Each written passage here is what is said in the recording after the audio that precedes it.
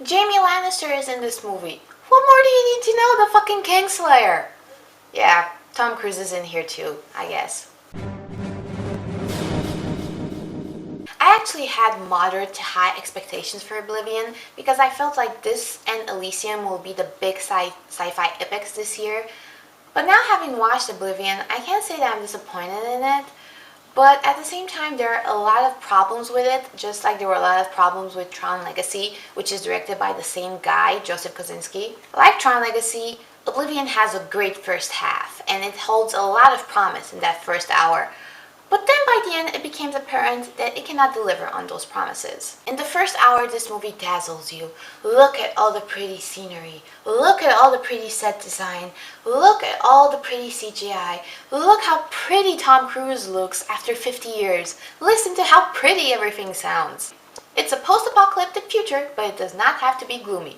Or does it? Midway in the movie, I realized that all this pretty is really not getting an emotional reaction out of me. And then, after I made this realization, the plot started to suffer.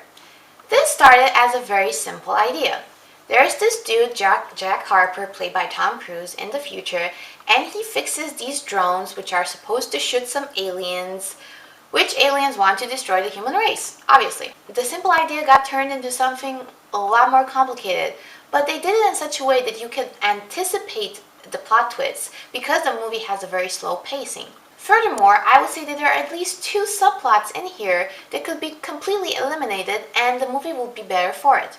A perfect example of this is the romance between Jack Harper and his wife, which is just a stale, boring romance. But the relationship between Jack Harper and his colleague and the interaction with the main antagonist in the movie, the one that actually wants to destroy the human race, those are way more interesting subplots and they should have had more time invested in them.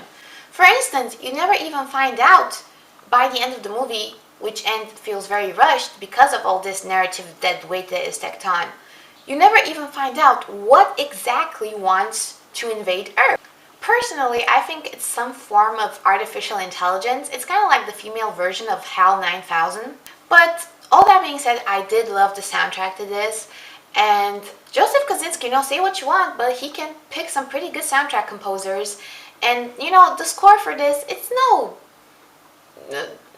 Daft Punk's Tron score, but, it's pretty good, and it's made by M83, which is a French band that I've been obsessed with for the last couple of months. And also, like I said, Nikolai Coster-Waldau is in this, and he plays Jaime Lannister on Game of Thrones.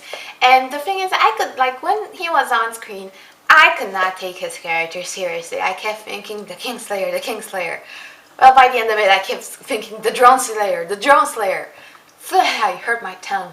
Also, there was one drone in here that warrants a mention, and that is drone 166. That little fucker had attitude. So yeah, Oblivion, post-apocalyptic future, robots, drones, Mad Max rejects. It's all in here, including Tom Cruise. And I do not regret watching it, and if you want a piece of elegant science fiction, because we don't really have that anymore. It certainly looks elegant, even though it doesn't feel very smart.